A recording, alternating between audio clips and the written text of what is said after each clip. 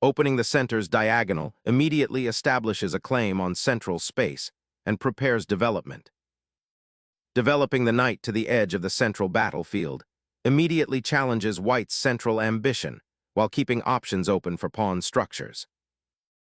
Asserting central influence, white immediately challenges black's knight, opening lines for queenside expansion. Striking at the center immediately, this dynamic push challenges white's pawn structure and opens diagonals for active piece play. Asserting central dominion, white immediately probes for space, forcing black into a potentially cramped, yet dynamically rich defensive posture. Preparing to fianchetto, the bishop establishes a powerful queenside blockade against white's central pawn advance. Solidifying central influence, this development actively curbs black's queenside ambitions and prepares for pawn advances. A classic reaction, the bishop anchors its diagonal influence, preparing for kingside development and challenging white's central pawn. A bold central expansion, aiming to seize control of key squares and restrict black's pieces. Solidifying the center and opening lines for the queen, this secures black's pawn chain against further white aggression. Developing the kingside knight further solidifies white's central pawn chain and prepares for kingside castling, aiming to secure the monarch while subtly restricting black's queenside play. Safely tucking the king away is a sound positional principle, immediately securing this vital piece from any nascent threats along the kingside diagonals that white's pawn center might eventually exploit. Developing the bishop to a central square establishes control over the long diagonal and prepares for castling, aligning pieces for a potential kingside assault while anticipating black's response to the central pawn structure. Challenging white's central pawn mass, black immediately seeks to undermine the d5 spearhead and open lines for their pieces, particularly the queen and bishop. This creates dynamic potential on the queenside and anticipates a battle for pawn control in the ensuing middle game. Securing the monarch's safety now allows the rook to join the central battle, preparing to contest the vital d-file and establish a flexible pawn structure that can support queenside expansion or a kingside initiative later. Opening the e-file now allows for immediate piece activity, challenging white's central pawn structure and potentially creating dynamic play if black can support the advance. Capturing on d5 opens the c-file for your rook, aiming to pressure black's queenside and exploit any weaknesses created by the pawn chain.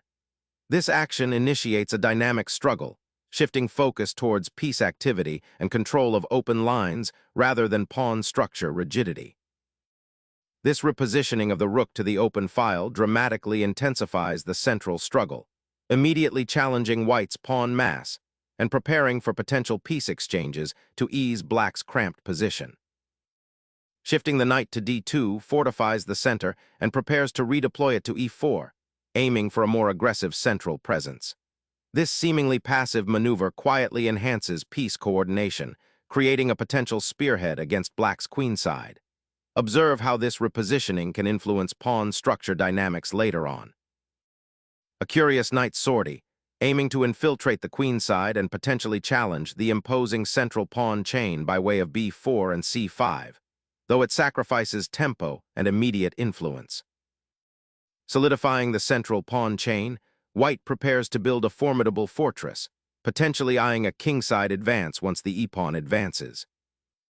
Shifting the knight from its initial square to c7 injects a fresh dynamic into black's queenside aspirations, aiming to prepare its eventual redeployment to e6 or b5, subtly influencing the central pawn structure and potentially eyeing lines through the d-file if it opens. A subtle push on the queenside to prevent black from expanding freely on that wing, aiming to restrict their knight's mobility and potentially create a protected passed pawn. Exploring the queenside with the b-pawn aims to expand black's influence and create counterplay, potentially challenging white's central control by opening lines for the queen or bishop along that flank. Securing the king's sanctuary while simultaneously opening a potential diagonal for the queen to eye black's queenside is a subtle but potent prophylactic maneuver, preparing for future central thrusts and offering a slight improvement in king's safety against any immediate counterplay. The knight's journey to d7 signals a patient realignment, seeking a more active outpost on c5 or e5, potentially challenging white's central pawn chain and preparing to exert pressure on the queen side. The knight's journey to the flank is all about creating a subtle noose around black's central pawns, aiming to free the queen side for a future pawn push or piece deployment, while simultaneously keeping an eye on the potentially weak squares that arise from black's rigid pawn structure. The knight now lands on a square from which it can exert considerable pressure, eyeing the weak pawn on d5 and potentially rerouting to attack the kingside if the opportunity arises, while also preparing to support a d5 pawn push later. Solidifying the knight's presence in the center, white aims to establish a strong pawn center and restrict black's queenside development, while also preparing for potential pawn pushes. The pawn lunges forward, a bold challenge to white's central foothold and a bid for queenside counterplay, injecting immediate dynamism into a position that had been simmering with strategic tension.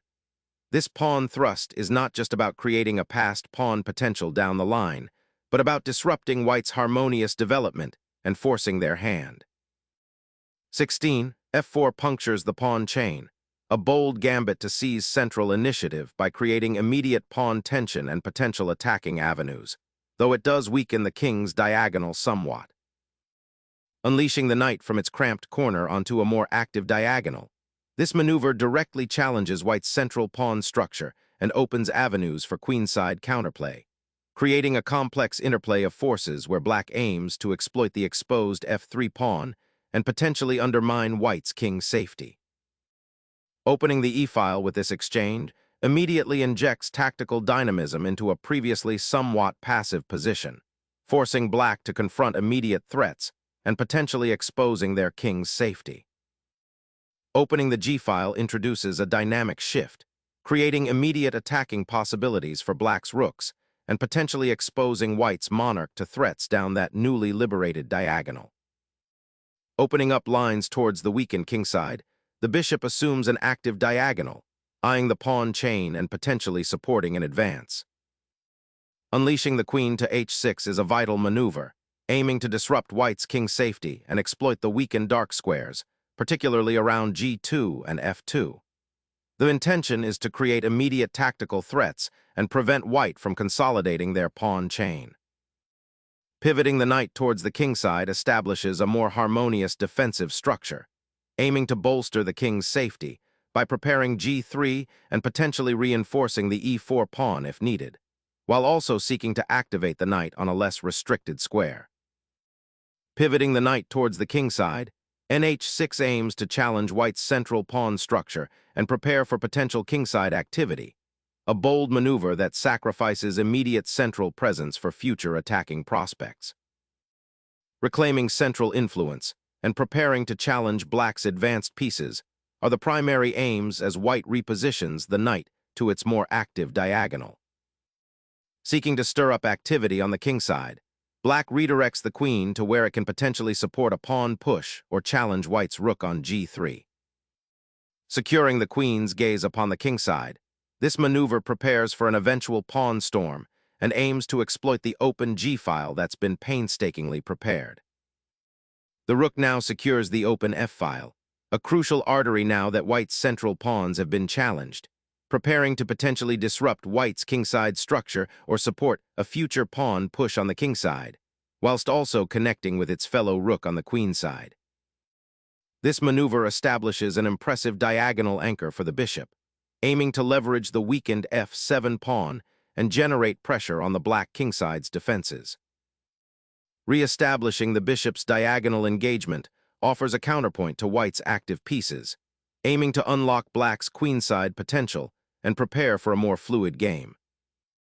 The rook now joins the central fight, aiming to exploit the open e-file that white's earlier pawn push and subsequent exchange helped create. This is a crucial step towards activating white's pieces and contesting black's control of the center, particularly the e-file, which could become a pathway for attack or defense.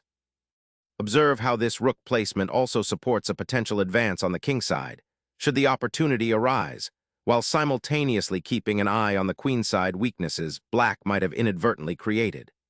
It's a move that prepares for both offensive and defensive maneuvers, subtly hinting at white's evolving plans. Black consolidates forces on the open file, a prudent step to contest control of the e-file and prepare for potential pawn breakthroughs. Centralizing the bishop to e2 aims to bolster white's king safety and prepare for a potential kingside pawn storm, all while maintaining a watchful eye on black's developing threats.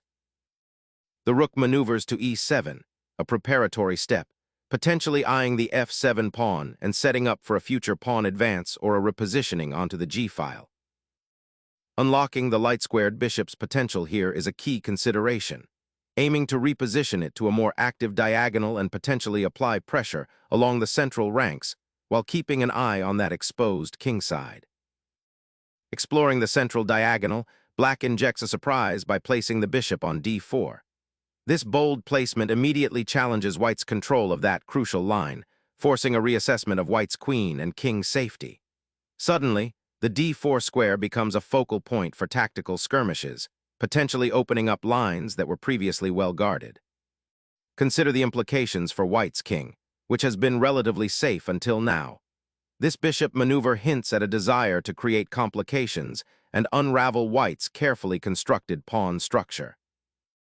Unleashing a pawn chain to splinter the queenside promises to disrupt black's coordination and open avenues for white's pieces. Trading off the knight on e3 relinquishes black's last active defender of their kingside, potentially opening a pathway for white's pieces to exploit the weakened structure. The recapture of the bishop reestablishes material equality and temporarily eases the pressure on white's queenside pawns. However, it also grants black's knight on h6 a more secure outpost and prepares to challenge the light squares that white has worked to control. Refocusing the attacking pressure on the kingside hinges on the rook's newfound coordination, preparing to exploit any potential weaknesses created by white's advanced pawn structure. Opening the b-file introduces immediate dynamic pressure, seeking to exploit the isolated nature of black's d-pawn and create mating threats against the now somewhat exposed king. Embracing the open lines, black's pawn march on c5 aggressively challenges white's queenside pawn structure, aiming to shatter it and open critical diagonals for attacking pieces. This maneuver by white aims to reactivate the bishop on d2, repositioning it to a more central square where it can support potential pawn advances and create attacking prospects, while simultaneously eyeing black's somewhat passive piece placement. Reclaiming the open file, black forces a reshuffle of white's weakened queenside pawns. Recapturing the rook on e1 immediately reclaims the open file, presenting a dual threat of pressure on the e-file and potential piece activity for white. Trading the rook simplifies the position, initiating an endgame where black's active knight on h6 might find a useful outpost. Re-establishing the bishop's presence on the long diagonal significantly enhances white's attacking potential, preparing for a concerted push towards black's somewhat exposed king. Reclaiming a central pawn is the immediate goal, but the knight's advance to d5 fundamentally reshapes the pawn structure, creating potential weaknesses around white's king with the isolated d-pawn. The bishop now occupies an active diagonal, aiming towards black's kingside and potentially disrupting the harmony of black's pieces if they are not careful with their development. Reclaiming the initiative for the queen after the exchange, this repositioning seeks to exploit the open central files that have emerged, aiming to pressure the d-pawn and potentially open lines towards white's king. Consolidating the bishop's influence on the queenside, this maneuver repositions the piece to a more commanding diagonal, aiming to exert pressure on black's newly formed pawn structure and potentially support an advance in that sector. Reclaiming central influence and activating the bishop on c6, this maneuver aims to solidify black's position, offering the bishop as a dynamic piece ready to participate in the ensuing middle game skirmishes and potentially targeting white's somewhat exposed king. The queen's journey to b3 aims to reposition it for potential pressure on the c3-f6 diagonal or to support a king's side advance, though its current placement seems a bit exposed given the open nature of the position. Focusing on the unleashed power of the kingside pawns, Black steers the monarch into a more active, albeit slightly exposed, role, aiming to participate in the looming pawn's struggles rather than remain a passive observer behind a potentially compromised structure. Unleashing a powerful queen, White aims to exploit the open files and potentially trap the Black king by threatening immediate checkmate down the 8th rank, forcing Black into a defensive posture. Unleashing the knight from its passive square, the defender seeks to re-engage the central conflict and shore up the weakened kingside. A strategic repositioning begins, preparing to shuffle the knight to a more active square on g4 or f5, potentially creating threats against Black's somewhat exposed monarch. The knight ventures to the edge, a risky gambit seeking refuge and potential counterplay on the queen side, perhaps aiming to support a pawn advance or even participate in a future kingside attack by redeploying. Unleashing the queen to g8 potentially traps the knight, while simultaneously preparing to exploit the open h-file and menace the Black king's sanctuary. Unleashing the queen towards the vulnerable White king, this maneuver aims to shatter the defensive shell and exploit the currently static nature of White's pieces, promising a rapid escalation of the attack. Relocating the knight from the edge to the center is a prudent regrouping, aiming to reinforce the d4 pawn and prepare for potential action on the kingside, while also creating a more harmonious structure for the remaining pieces. Black seizes a fleeting opportunity to disrupt White's development by grabbing the pawn, although this might create some weaknesses on the queenside in the long run. The sudden appearance of the queen on the queenside, after Black's questionable capture of the bishop, signals White's intent to exploit the exposed king and the open queenside files. This aggressive queen redeployment aims to create immediate threats against the Black monarch, potentially forcing defensive concessions or opening lines for further attacks. The bishop retreats, eyeing the unleashed diagonal now that the rook pair has been broken, seeking to re-establish a protective screen around the beleaguered king, which has been pushed into a precarious position by White's aggressive pawn storm. Exploiting the open file, White seizes the 7th rank, a bold maneuver that immediately pressures Black's uncastled king and aims to dismantle their defensive setup. Repositioning the queen to *e6*, attempts to coordinate with the knight on *g8*, creating a potential battery along the d-file and supporting advances on the queen side, though it leaves the king somewhat exposed to White's bishop on *c3. Securing the advanced queen on the queen side opens up a flexible array of offensive possibilities, while simultaneously creating a subtle pin that limits Black's counterplay. Reclaiming initiative by preparing to redeploy the queen to a more active square, potentially targeting White's slightly exposed king, or supporting a pawn advance on the queen side. Assessing the board's geometry, White repositions the bishop to a more active diagonal, aiming to support potential advances on the kingside, and eye the weak dark squares around Black's king, which has become somewhat exposed by recent exchanges. Reigniting the kingside attack feels like the primary intention, aiming to disrupt White's pawn structure and potentially create mating threats. The knight hops to g3, seeking a more active outpost or perhaps a defensive repositioning should Black's queen find a way to penetrate on the kingside. Reactivating the queen's pressure towards the kingside, 43. qd4 aims to exploit the now exposed White monarch and create immediate threats, forcing White to address the danger rather than continuing with passive piece play.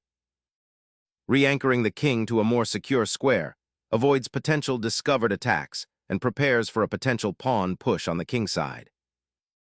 The knight's repositioning to e3 offers a crucial centralizing maneuver, aiming to disrupt White's potentially passive bishop placement and prepare for a more active role in the middle game. Shattering any lingering positional pressure, this capture immediately opens lines and forces a significant material redistribution on the board, simplifying the tangled central pawns. Sacrificing the queen in this unusual exchange opens up a path for the knight to become a surprisingly active piece, potentially dominating the center if White isn't careful.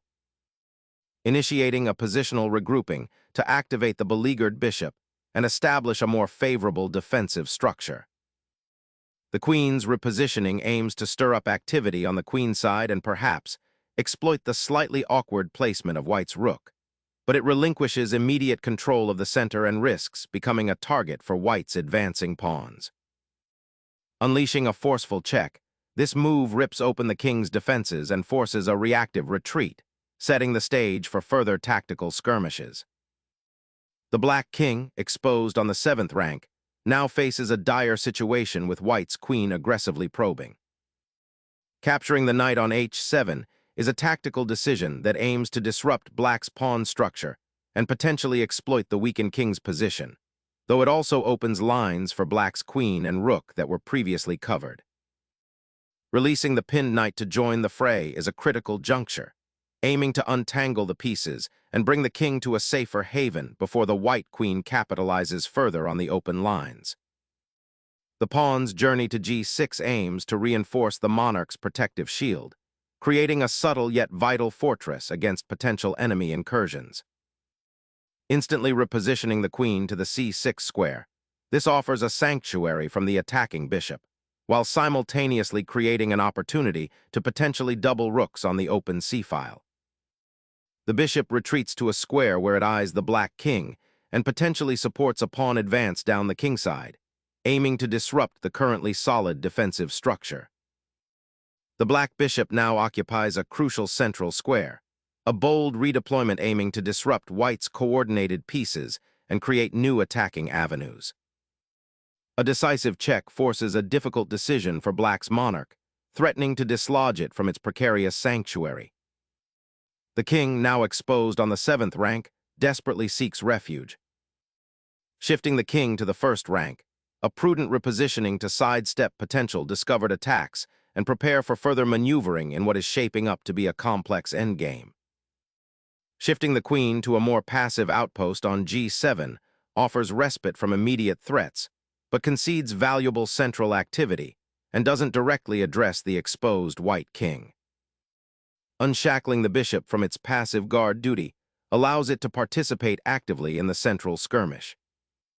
Reclaiming the diagonal for the bishop and preparing to contest the critical d-file adds significant pressure to white's position.